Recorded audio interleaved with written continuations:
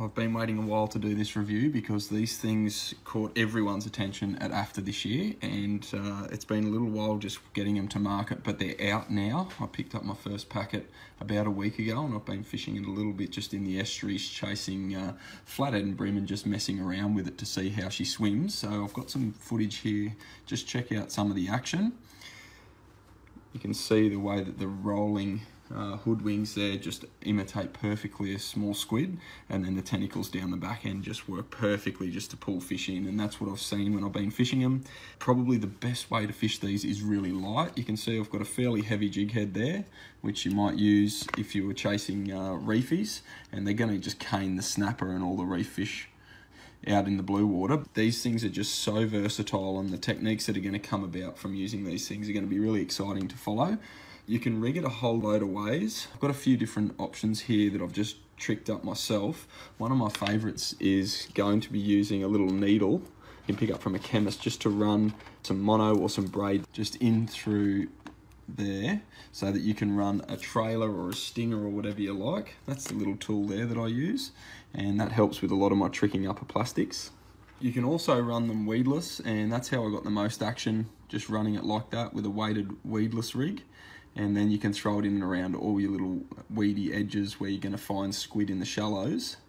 And a slower, lighter weight is a lot more effective. So I was pulling loads of bream in with this thing and they were just nipping around at it. They sort of go for the eyes a bit more than anything. So having a big hook like this, you're going to miss a lot of fish. It's going to mean that we just need to trick them up a lot and put little trailers or stingers or whatever we can find to get the hookup rates on these, because there's a whole lot of squid to go biting at.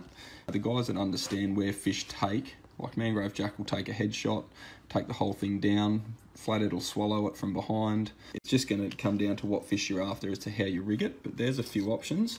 I'll just say with the weedless rigs, if you're going to run them weedless, the plastic is really heavy itself, so you can still cast it a long way regardless of what you're throwing it on, but because of the heaviness of the plastic, it's not very stretchy, so you need to use one of these little twist lock keepers, and I'll just get them from the little lure shop. But that's them there, and you just spin that on the front and then it sits nice and level like that.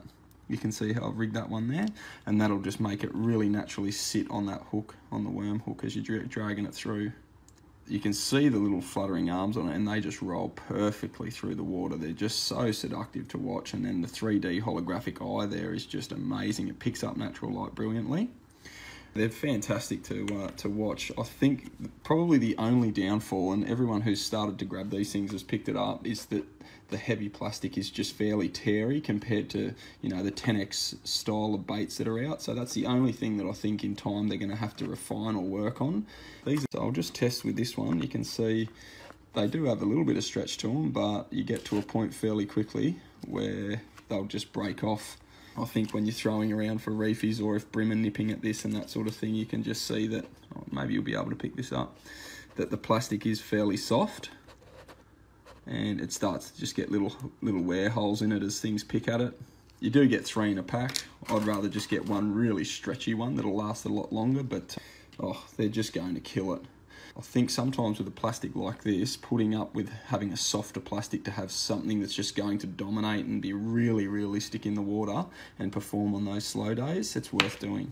God, they're going to create a stir. I can't wait to see what people are pulling out offshore with them. The Chase Baits Ultimate Squid. If you want to see more of the latest lures to hit the market and get some great tips on how to use them, make sure